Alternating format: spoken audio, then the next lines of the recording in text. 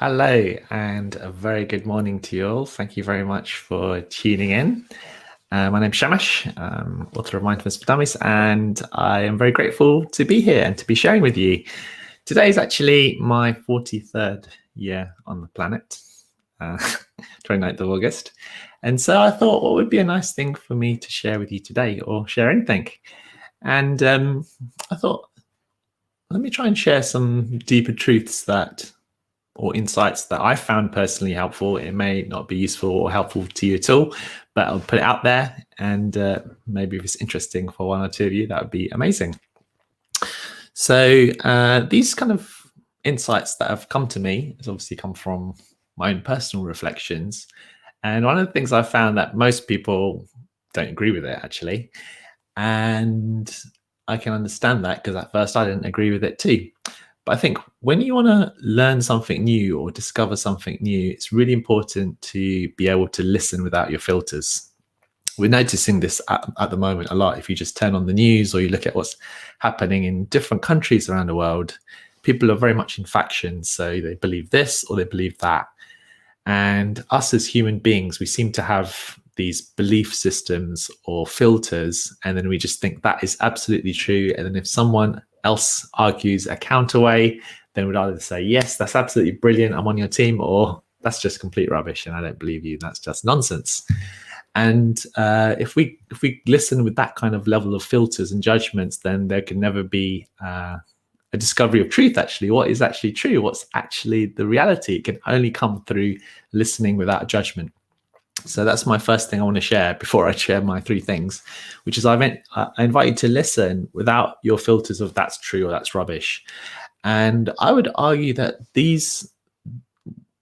they give us a sense of comfort, like whatever our beliefs are. Like, I know even for me, my belief systems, what I think is true, which I will share with you today. It's so comforting to be there and to believe that. And if somebody counters that, that feels uncomfortable, and even though it may be true. And so the biggest challenge, first of all, is to be able to listen and to put that aside, to be interested in what's actually true and real. Because ultimately, I believe that if we are listening to something that is more true and helpful, then it leads to a life of greater wisdom, I guess, and a greater I guess the way our life is and the challenges that come up, we're able to navigate them more effectively if we're living a more true life. So that's the first thing I want to start off with. So the first one, which is something that I've continued to kind of get insights to, but much more recently, is this one. And straight away, as I share this, if you're listening to it from an ego perspective, you're going to be saying, no, my sense of self is not an illusion. I'm definitely here. I'm definitely real. And of course, there is a sense of I am. Yes, there is that feeling, of course. But it's not quite as real as we think it is. That's what I want to share. And it's helpful to notice that, because if we can take it so seriously. And a way that was explained to me, which I think is a brilliant way of explaining it, is when you look at children. Now, if you there's this really cool test that they can do. It's called the mirror test, which is you put a human being or an animal in front of a mirror, and when they look at it, if they get that sense, if they have this sense of self or that sense of I am separate, then when they look in the mirror, they wouldn't see themselves. They'll just see another object. For example, if you get a dog and you put them in front of a mirror, they'll just start barking like crazy, or they'd maybe look behind the mirror if they're quite smart, but they wouldn't think of themselves as what they see in the image.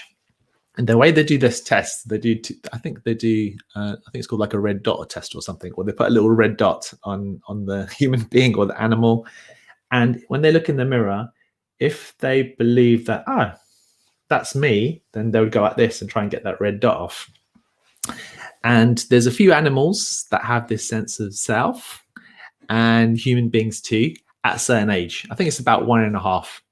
And so before that time, there's just a sense of oneness and connection. There isn't that sense of a separate self. There's just, as a very young baby. And that's why people don't have any memory before age, let's say 1.5, because of the ego has not been born at that point. But at a certain age, it tends to be, I think, 1.5 or 2 years old, which is why you get the terrible twos, as they say. I don't know if you've heard of that concept, but babies or young children, when they become age 2, they get this sense of, oh, I am this living person on the planet, and this is the world, and I need to try and get what I want. And so, they'd cry a lot and get very upset and angry if they don't get what they want, and they get very happy when they do get what they want. And that sense of ego has been born. And it's a natural thing that happens in all young children. We get this sense of self. And if you did the mirror test with young children and you put a little dot, they would notice that, oh yeah, that's me. That's the little red dot is on me. And so this sense of self is born. Now, the interesting thing about this sense of self, and we need that sense of self to be able to relate. So I'm not saying that it's a bad thing. A lot of spiritual traditions say that ego is a bad thing and you need to get rid of it. But who's going to get rid of it, right? It's just the ego. It's normal and it's natural, but it's not as real as we think it is. In terms of the other animals that have this sense of self, I think it might be elephants. I'd have to check. Dolphins, and then also there's some primates that have it. Now, the other interesting thing is that some of you may have researched this, which is flow. You might have heard of the psychology of flow or the science of flow. And when you're in a state of flow, when you're fully engaged in the moment, they find that the sense of self has disappeared. So even if you're doing some writing, if you're doing some art, if you are skiing downhill, if you're jumping out of a plane, if you're driving, your sense of self disappears, because if you don't have time to think, oh, I'm an individual person living on the planet and I'm separate from everything else, you don't have that burden almost. And so those are the moments where people feel particularly joyful and happy, actually.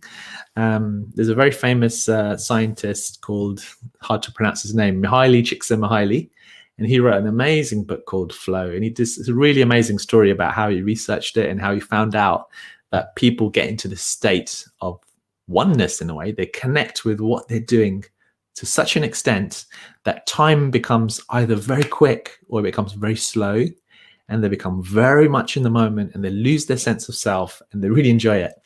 And this is another clue to show you how this sense of I am separate from everything else, it is a bit of a burden too. Now, the other thing is that this sense of self is not with you all the time. Like right now, as I'm sharing this, if you're particularly interested in it, you'd almost forget about yourself and you'd be very much in the moment. When you're reading a book, your sense of self disappears. And also, this is something that people don't talk about too much, but every day we get into a state of mind where our sense of self almost completely disappears, and we call it sleeping, and we kind of think of it as just a normal thing. But isn't it weird? We get into this state of body and mind where we lose consciousness of our body, and then our sense of self is just kind of triggered when we would have a dream, but there isn't this sense of control. And then in a deeper sleep, that sense of self disappears completely. So it's something that is not constant. It arose originally around age 1.5, and it comes and goes throughout the day, and at nighttime it disappears, and then it comes back. So it comes and goes, comes and goes. It's almost like a wave coming up from the ocean. Now, you don't need to as I said, you don't need to get rid of it. It's not so much a bad thing or any of that stuff. I've concluded, but it is helpful to know that it's not an absolute rigid reality. And from what I've been researching recently, acceptance and commitment training, this sense of having what they call a flexible sense of self. So you're not just your ego self, but there's a part of you that's beyond that. And I like to think of that as, I like to call it consciousness or awareness. You can call it energy. You can call it God if you're that kind of belief.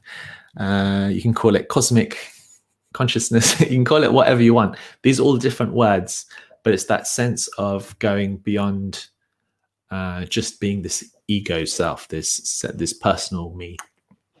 And this is something like that so many Eastern and potentially Western traditions have talked about for thousands and thousands of years. They keep coming up to the same conclusion, which is you're not who you think you are, this individual self trying to fight your way through the world, but there's a part of you that's very much beyond that. And I saw a book the other day in the bookshop, Start with a Why. I don't know if you've heard that. It's a very famous TED talk. Start with why. Think about why you're doing something before you do it. What are your intentions? But I just thought of a better or more interesting book title that I would like, which is Start with Who. Start with who am I? Well, I mean, who is this person that's going to be doing this thing or not doing this thing? So this is the first kind of insight I'd like to share, is our sense of self. It's not who we think we are. And at the same time, that's not a bad thing. It doesn't mean we have to get rid of it or there's something wrong that we need to fix. It's a very natural thing. The sense of self comes and goes. And actually, it can feel very pleasant when we lose our sense of self. You know, you go to a cinema or a movie and you're watching a movie and you just forget about your life and everything. And it feels great, doesn't it? To be in the moment and lose yourself. You know, they say there's that famous song, "Lose yourself to dance." Just you lose your sense of individuality and you become one with the moment, and that feels wonderful. So that's the first kind of insight I'd like to share with you. Second one, this is an interesting one. So the more you believe you and others are fully in control of themselves, the more you suffer. So I came to this insight, first of all, through reading loads of interesting books about nudge. There's one called Nudge, and it's about behavioral economics. And, you know, a lot of governments and even companies use this to try and influence us. And there's this famous thing about baked beans. So, you know, there's the brand Heinz baked beans. Well, they thought everybody knows about Heinz baked beans. We don't need to advertise. We can stop doing the adverts and people will continue buying it. But they don't. They found that as you continue to do the adverts, it stays in people's awareness. And when people see it a certain number of times, they almost automatically end up buying that brand more than other brands. And so brands and companies know about this, which is why they spend so much of their money doing advertising all the time to keep showing their symbolism. So that's the first kind of clue, that you can start influencing human beings without them even knowing it by just showing them information. But then looking at research about decisions and decision making, you realize the more you look at it, that people are influenced by their emotions a lot. Now, this is a really interesting, famous research, and it was done on judges. Now, you take people like judges. Now, you think that judges have quite, you know, they use reason, they don't use emotion. But they need to make judgments on whether someone can have parole. So basically, you know, they come into the court and they need to decide, okay, should they continue to stay in prison or should we let them out? And in the mornings, when you look at the judgments, after the judges have had breakfast, yes, you can go, yes, you can go. As the time gets closer and closer to lunchtime, but they haven't had lunch, the judge's blood sugar levels go down, and the chance of you getting parole or leaving prison so that you can have some time off goes down. After the judges have had lunch, their blood sugar goes up, and then they make judgments that, oh yeah, this person, you know, shouldn't have to stay in prison. They can have parole, and then the judgments go down again. So the judges, if you ask them, they'd say, no, you know, it's nothing to do with our blood sugar or how hungry I am. You know, these is absolute clear decisions based on reason. But actually, they're being influenced by their blood sugar levels. And so that got me thinking, like, wow. And then the more and more books I read, the more I realized that we're much more controlled by our emotions than we think. Then I saw another research where someone had some sort of brain damage or brain injury, and they don't have that access to their emotional part of their brain.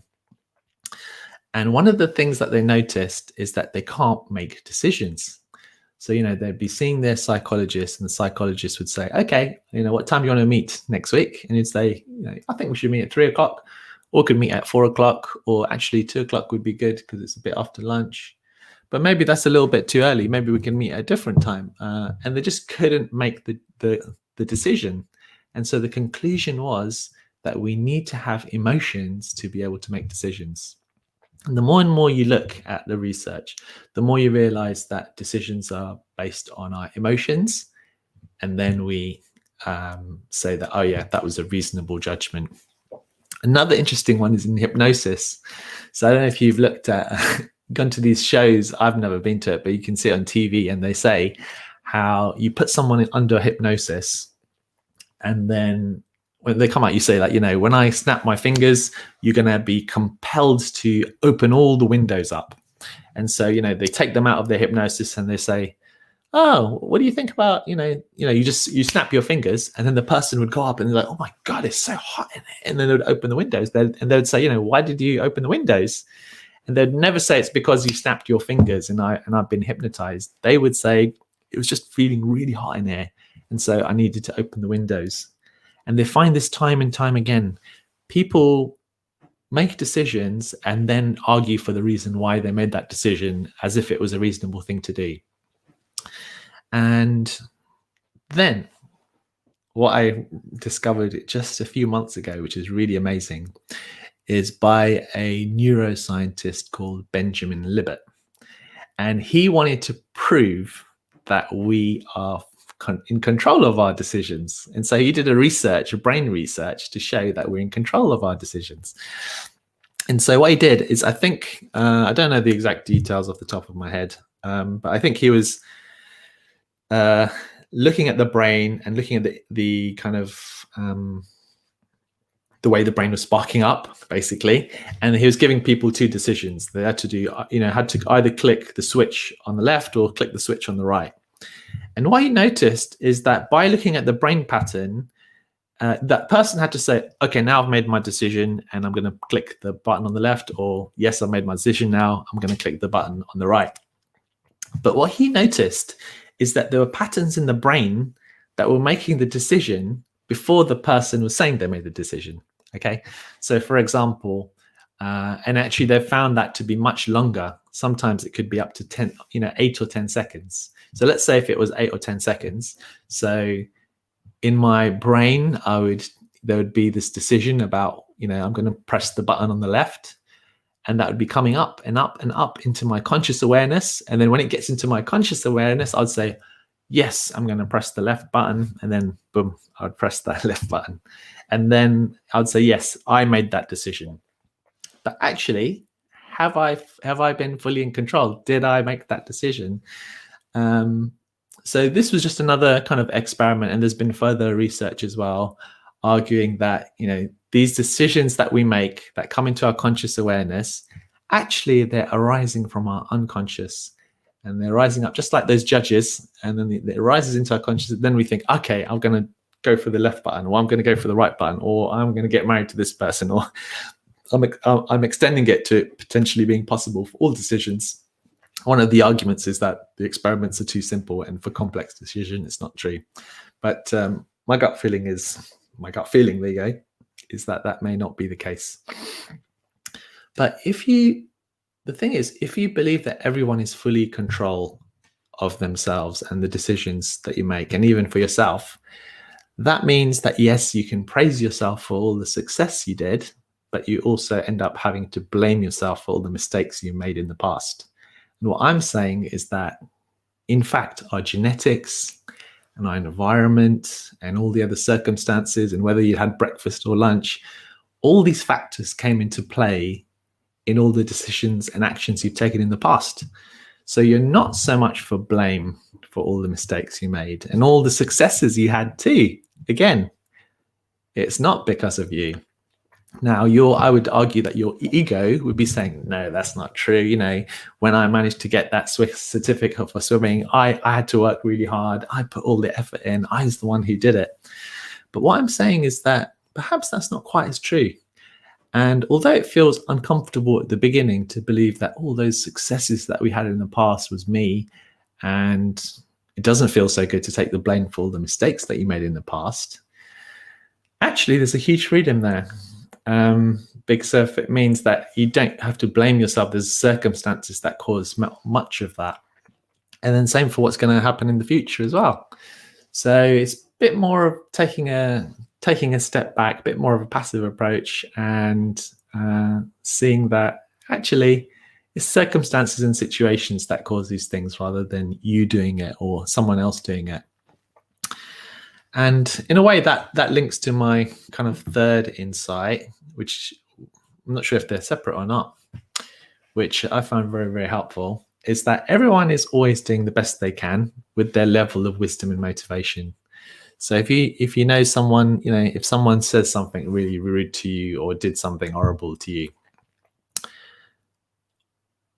there's one train of thought, which is that they're a bad person or they're an evil person, so we judge them and they need to be punished and that shouldn't be allowed, etc., etc. That's one way of thinking about it. But if you believe what I think the science is saying in terms of people's behavior, there's a reason why they're behaving the way they are. There's causes. If you believe in cause and effects, so there's causes for the effects. It's to do with their genetics and their environment and what someone said to them just before and their personality too. All these things come into it. And their level of motivation at the time and their wisdom, there's all those factors coming into play for them to behave the way they did. And if you see it that way, then I guess relationships become easier. You don't get so angry when people are rude to you. You don't get so disappointed when people don't show up or don't do things that you wanted them to do, because you stop blaming them so much. So you stop blaming yourself so much for the mistakes you made. And then you can extrapolate that and don't blame other people for the mistakes that they've done or the hurt that they've caused to you too, because there's reasons, there's causes for it. Yeah, so that's what I wanted to share. There's I'd be interested in your thoughts on all this actually, because I haven't really shared it in this kind of way before. I'm going to look at some of the comments. My friend Manish is here. Cool, yeah, that's terrible teas. And someone else is saying definitely true. What are your thoughts on culture and why is it important to be part of a norm? Oh, that's interesting. So culture, like I've talked about the impact of genetics and the impacts on our environment and like I said, our blood sugar levels and our biochemistry impacting it, but culture would also impact it, and our culture in terms of how we're expected to behave. But that culture is like a conditioning. You can call it conditioning. And if you read Jay Krishnamurti, he talks a lot about conditioning and how we're conditioned. And every single experience we have conditions us for the next action that's going to take place. So, for example, Manish, my friend said something about, it's fascinating about the terrible twos. You're saying something about culture, and your thoughts are starting to condition me and the way that I'm going to behave. So our culture is going to have a huge impact on our behavior too.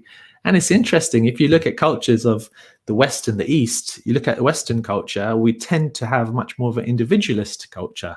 We're much more likely to have, I think, less self-compassion, because if we believe we're fully in control of all the decisions we make and we need to survive and get out there and be successful. Whereas in Eastern cultures, traditionally, when you look at research and you look at the way they behave, they're much more group focused and think of things from a group perspective. And there's an example of the impact of culture. Someone saying on Facebook, great insight leads to better understanding of empathy and forgiveness. One of the key insights you taught me on the course. Great. Yes, I haven't talked about empathy and forgiveness, so let's kind of touch a bit on that too. So in the past, if I wanted to forgive someone, I would, I'm thinking back to someone who's done some hurt to me in the past. It ended up costing me tens of thousands of pounds. So, and then I never heard from him again. Now, I could try and practice forgiveness, but I could think of him as a bad person, evil person, a nasty person, unkind person, and then practicing forgiveness would be really hard. Or I could think, hang on a minute, I don't know what his childhood was like. I don't know what was happening on that day. I got a letter afterwards and I found out that he was really sick. So that may have affected him. He obviously perhaps didn't have the money to be able to pay me back for his rent and had to do all these other wrong actions on top of that. And if I see it from that perspective about all the different possibilities for why he's behaving the way he is, then it's much easier to forgive. So forgiveness becomes a lot easier if you think in this way. Yeah, really, really good point. And then the other thing is empathy. You can have just so much more empathy if you think in this way too, and compassion. Because let's say if there's someone on the streets and they're begging for food or for water or for money, actually it's all the circumstances that have led them to behave in the way that they do. And who knows what was going on in their minds or what's happened for them to be in that situation. And at the same time, although we may automatically blame the rich person or the billionaire who doesn't even give any donations, he or she is also in the same boat because of their upbringing and their situation. That's why they're behaving in that way. And it doesn't mean we don't need to do anything. We can do actions. We can make a difference. We can, whether it's giving a donation or contributing to the charity, but without that sense of blame, essentially, that's there. Cheryl says, trying to get my head around medics making decisions based on emotions.